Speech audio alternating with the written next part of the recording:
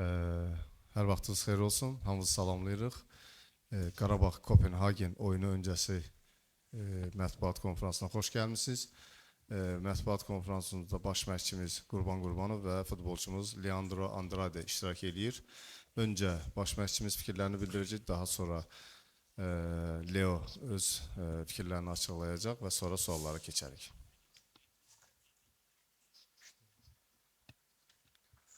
Salamlayıram hər birinizi.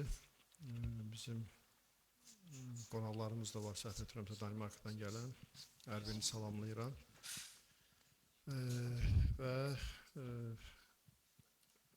sevindirici haldır ki, belə böyük bir turnirin, böyük futbolun, belə deyək, Bakıdakı ilk oyunu keçiriləcək. Hansı ki, Çempionlar Liqasının qrup mərhələsindəki rəqiblərdən birinə qarşı oynayacaq və həm sevincliyik, həm də çox həyəcanlıyıq və məsuliyyətliyik.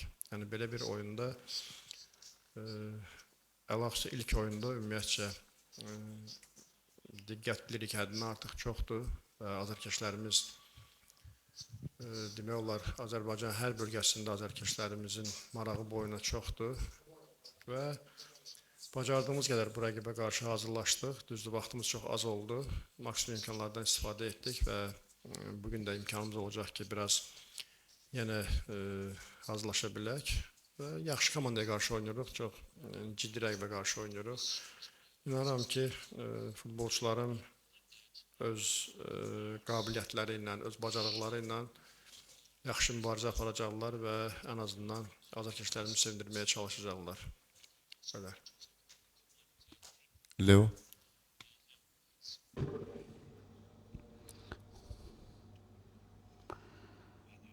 Herkese salamlayıram. İlk olaraq mənim üçün burada olmaqdan böyük məmnunluq hissi keçirirəm. Mən ona deyə bilərəm ki, hal-hazırdakı məşqçimiz dediyi kimi, bu biraz məsuliyyətdir bizim üçün, hamımız üçün, həm də həyəcandır. Eyni zamanda çox gözəl bir məqamdayıq, gözəl bir mərhələdəyik. Mən çox fəxr edirəm bu mərhələdə oynamağımızla və biz çox sevinirik ki, Azərbaycan xalqına sevinç bəxş etməyi bacarırıq və ümid edirəm ki, sabah da biz bunu etmək imkanımız olacaq və hiss edirəm ki, komanda tam hazırdır, motivasiya var və əlimizdən gələni edəcəyik və mən bir gün stadiona çıxdım, yoxladım, hər şey gözəldir, çox gözəl vəziyyətdədir və mənə çox gözəl duyğular bəxş etdi. Tofiq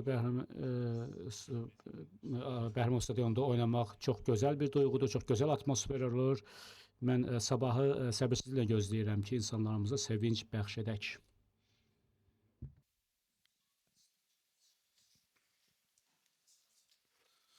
Basanov Sport Infoaz, uğurlar arzulayıram Qurban mənlə sabahki oyunda inşallah. Hərəsinə bir sualım olacaq. Qurban mən 2016-cı ildə avqustda sizə sual vermişdim Azərsun Arenada. Məlum qol vəziyyəti ilə bağlı, tam açmasını vermirəm və ertəsi həmin qol vurulmuşdu. Amma ondan sonra nədənsə həmin o məlum Azərbaycanlı futbol sevərlər, Azərbaycan ictimaiyyətinə məlum olan o qol üslubu var, onu görmürük. Görə bilərikmi ya sabah ya növbəti oyunlarda?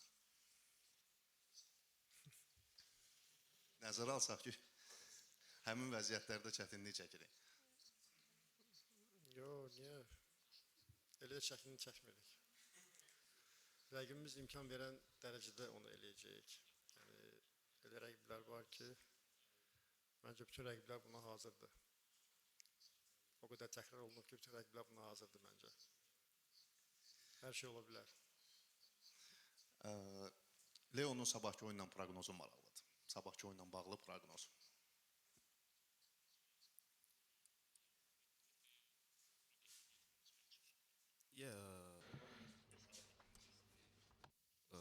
Hello. Biz bilirik ki, çox çətin oyun olacaq. Çünki Kopenhagen çox gözəl komandadır və Çempionlar Liqası oyunudur. Ona görə heç bir zəiflik yoxdur, zəif komanda yoxdur. Hər komanda güclüdür. Biz tam tam fokuslanmalıyıq. Əlimizə gələni etməliyik və qələbə qazanmaq üçün. Sadəcə bunu deyə bilərəm və çox rəqabətçi bir oyun gedəcək və bunu sadəcə proqnozlaşdıra bilərəm. Uğurlar arzulayıram. Sabah gecə Barcelona PSG matçı olacaq, amma ondan qabaq deyərdim ki, nəinki Avropanın, bütün dünyanın diqqəti Qarabağ Kopenhagen matçına zillənəcək, diqqəti oraya yönələcək. Çünki Benfica qalibiyyəti həqiqətən də böyük bir müzakirələr səbəb olub, şok effekti yaradıbdır. Bu həm də əlavə bir məsuliyyətdir. Komandamız bu məsuliyyətdən çıxmağa hazırdırmı? Bu təzyiq komandaya təsir edirmi? Mənfi mənada. Ümumiyyətcə, inanın ki, mən həmişə belə anlarda çox sevinirəm. Çünki əgər bu qədər Avropa futbolunda, dünya futbolunda bu qədər diqqət varsa Qarabağa, deməli Azərbaycana olan diqqətdir. Yəni Azərbaycanla daha yaxından tanış olurlar, Azərbaycanla daha yaxından maraqlanırlar. Bugün bəli, ola bilər bizim futbolda belə deyək, uğurlarımız, nəticələrimiz elə də ürək açan deyil. Amma ümumən yəni belə bir qalibiyyətlər, yəni mən dəfələr demişəm ki, futbolumuzu daha da sevdirir, ümumiyyətcə futbolçulara daha da inam verir və digər futbola yatırım qoymaq istəyən insanlara daha böyük həm həvəs, həm inam verir. Çünki futbol, belə deyək də, yəni idman şahıdır yəni, və buradakı qalibiyyətlər illər boyu danışılır, əlaqəs böyük qalibiyyətlər. Və buna görə ilk olaraq bunu düşünürəm və bunu düşünərək də Azərbaycan adına futbolçulara çalışıram ki, demək ki, bunu düşünərək biz meydana çıxmalıyıq ki, bizim həm futbola dəyər verilsin, həm futbolçularımıza dəyər verilsin, həm ümumiyyətcə ölkəmizin tanınmasında ən azından cüzdə olsa bir böyük bir, kiçik bir pay sahibi olsunlar. Və bu ancaq sevindiricidir və əlbəttə ki, belə hallarda məsuliyyət daha da çoxalır.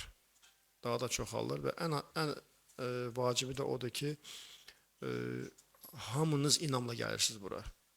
Bugün siz olaraq bəzən, belə deyək, sizin ümidləriniz də futbola bir o qədər görsən, belə qənaətbəxş olmur. Amma hər bir halda bugün siz bura ümidlə gəlirsiniz, eləcə də məsələn, azərkeşlərimiz ümidlə gəlirlər və biz bunu dərk edirik.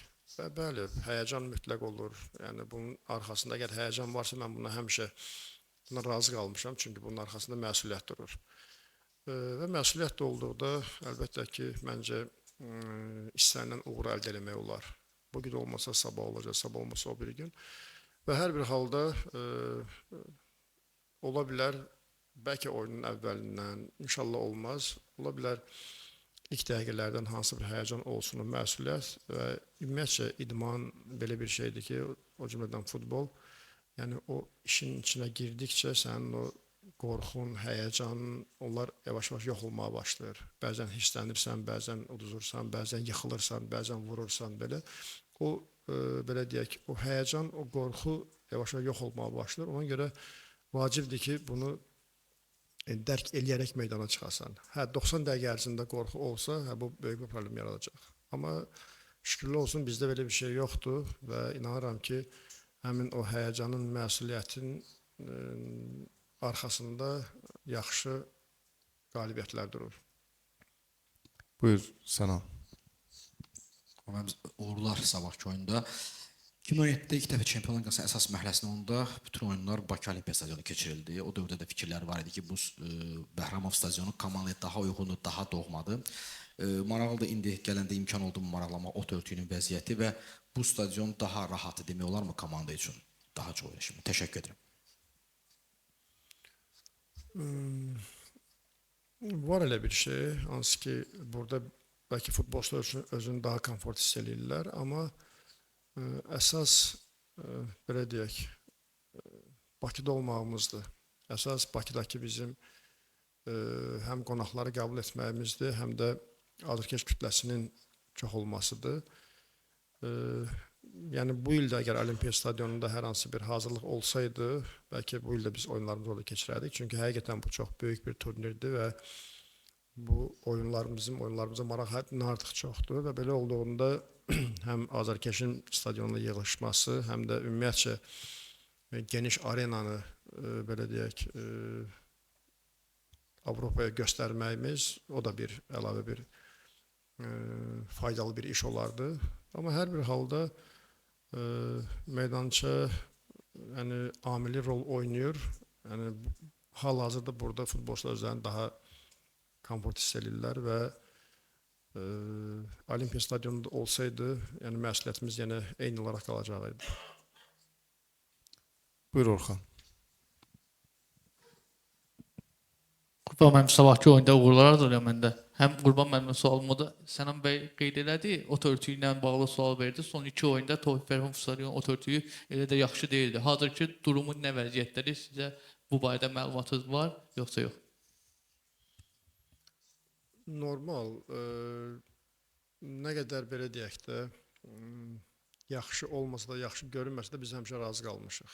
Çünki biz yəni başa düşürük, yəni elə bir period var ki, orada bəzən istədiyini əldə edə bilmirsən. Burada iqlimdən də çox şey asılıdır. Çünki bu bizim Bakı şəhəri biraz fərqli iqlimdədir. Bəzən bu aylarda hansı bir problem olur, amma buna baxmayaraq yenə də maksimum dərəcədə əvvəlki illərə baxanda maksimum dərəcədə daha yaşlığa doğru hər şey gedir və bugün də normaldır, yaxşıdır. Sualım, Leo'da sualım var. Benfica ilə oyundan öncə qeyd eləmişdi ki, qol vuracağını hiss eləmişdi. Sabahki oyunda belə bir his var, yoxsa yox?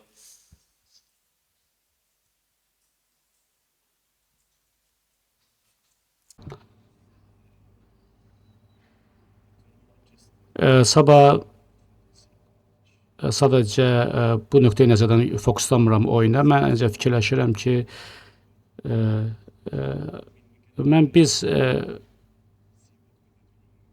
biz artıq bu oyun keçən oyunla bağlı fikirləşdik və artıq ancaq sabahla fikirləşirik. Sabahki məsələlə bağlı mən sizə nə edə bilərəm? Ancaq əmin edə bilərəm ki, biz əlimizə gələni edəcəyik və başa düşəcəyik ki, çox əhəmiyyətli və həyəcanlı oyundur və biz ağıllı olmalıyıq və mən bunu vəd edirəm ki, əlimdən gələni edəcəm bu nöqteyi nəzərdən.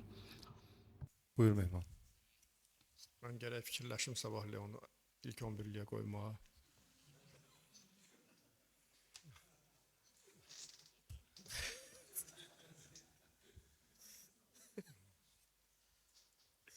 Qurban müəllim, mən də uğurlar arzulayıram. Yeri gəlmişkən harca sualım 11-liklə bağlıdır. Nə mənada? Yankoviçin məlum zədələnməsindən sonra daxili yarışlarda müxtəlif variantları sınadınız. Təbii ki, açıqlamayacaqsınız, amma beyninizdə artıq müəyyənləşdirmisiniz hansı belə deyək də o yarım müdafiə mərkəzi oynayacaq, üçlü belə demək mümkünsə, yoxsa bu axşamki məşqi də gözləyib, yəni köməkçilərinizlə bircə analizlərinizdən sonra yekun qərar verəcəksiniz?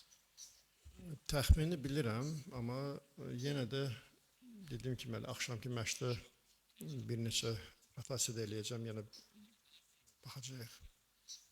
Bir də mümkünsə ikinci sualım. Təbii ki, 8 il keçib Kopenhagen heyəti də dəyişib, baş məşqçisidir. Amma müqayisə aparsaz oyun üslublarında hansı məqamlar diqqəti çəkir ki, yenə də belə deyək də Danimarka çempionu həmin oyun üslubuna sadiq qalır bu komanda?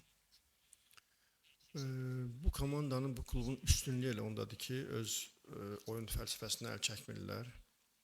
Yəni mənim tanıdığım 2017-ci ildən bu yana demək olar ki, sistemlərində dəyişiklik olmuyor. Bəli, məşq dəyişiklikləri olub, amma yenə də eyni öz sistemlərində oynayırlar. Çox nadir hallarda oyunun gedişatında bəzi rotasiyaları eləyirlər. Belə üstünlükləri də budur və çalışırlar ki, onu ildən ilə daha təkmilləşdirməyə, öz oyun üslublarını. Bu da onların stabil yəni nəticələrini gətirib çıxarır. Sadəcə onu əvvəlki 2017-ci ildə ola bilər ki, futbolçuların deməzdim belə bəzi xüsusiyyətlərində bu ilki heyətlə yəni biraz fərq var və bu il daha dinamik, daha sürətli daha texnikal futbolçuları var heyətlərində.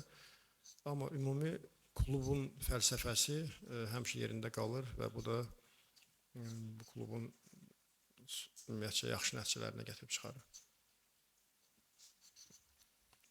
Başka sualımız var.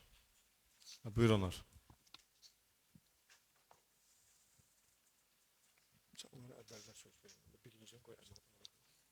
Spesmata sahip Anar Zəfərsoy. Qurban bəy uğurlar arzu edirəm. Məğlub edilməz komanda yoxdur.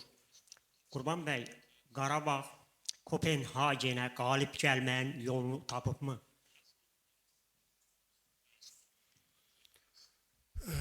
Ümumiyyətcə,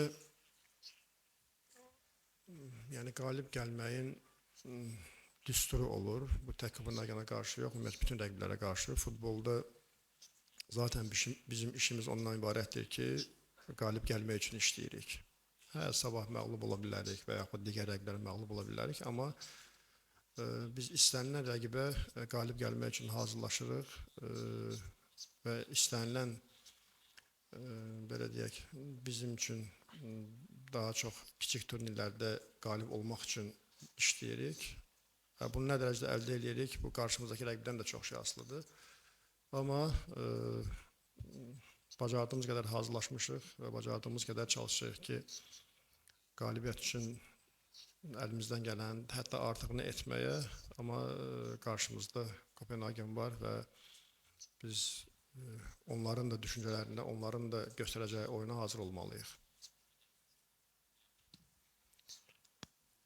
Buyur Mehman. Bir sualım da Leo'ya da fürsət düşmüşkən.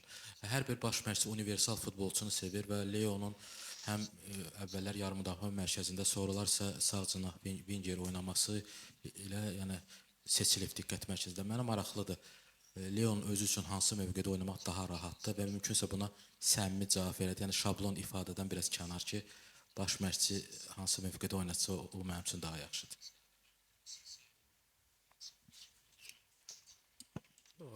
Good question. Yaxşı sualdır. Həqiqətən mənim səmimi fikrim budur ki, mən hamısında mən bura gəlməmişdən qabaq daha çox sol winger kimi oynayırdım. Sonradan burada mərkəzdə oynadım, sonra sağ winger kimi oynadım. Mənim üçün bunların hamısı rahatdır, hamısı eynidir. Çünki mən bunu belə fikirləşirəm ki, əsas sistem vacibdir. Bu oyun sisteminə uyğunlaşmaq vacibdir və mən bunların hamısında həqiqətən özümü rahat hiss edirəm. Harda mənə tapşırılırsa, bəzi oyunda oyunun gedişatı bu sahədən, bu tərəfdən, digər cinahdan cinaha dəyişir. Ona görə biz də uyğunlaşırıq.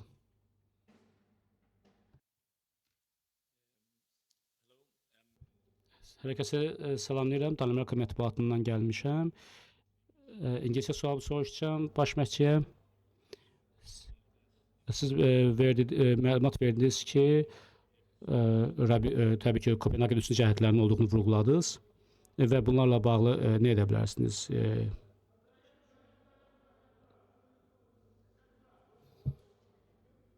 Biz çox xoşdur sizi burada görməyə. Ümumiyyətcə, mən həmişə çox istəmişəm ki, bizim Bakıdakı oyunlarımızda bizim qonaqlarımızın sayı çox olsun.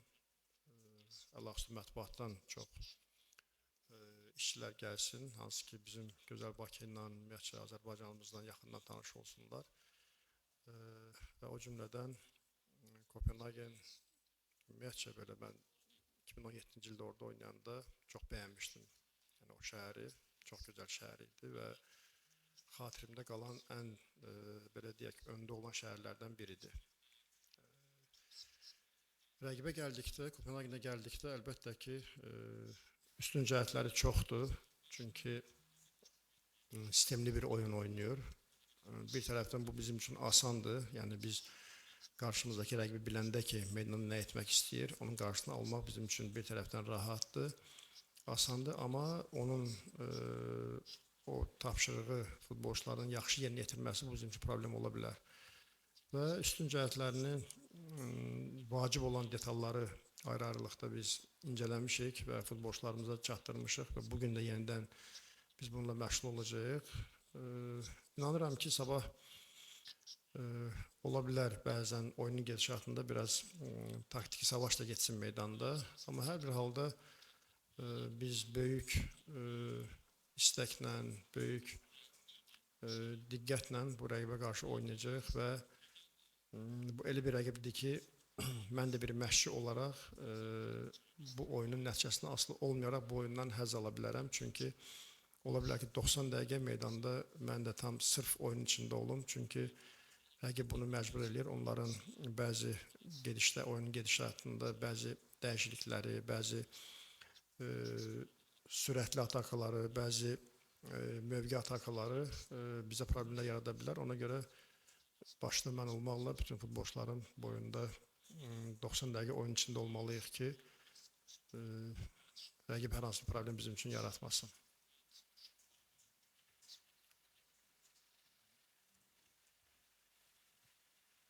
And a question for you, Leo.